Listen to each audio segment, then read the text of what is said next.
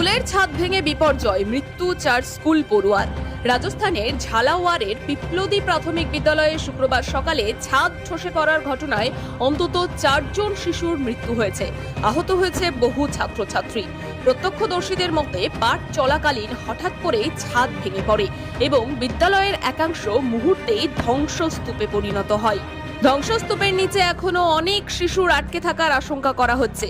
আহতদের মানোহার থানার community health সেন্টারে ভর্তি করা হয়েছে, যাদের মধ্যে অনেকের অবস্থায় আশঙ্কাজনক। উদ্ধার কাজে অংশ নিয়েছে জাতীয় বিপর্যয় মোকাবিলা বাহিনী, স্থানীয় পুলিশ ও প্রশাসন।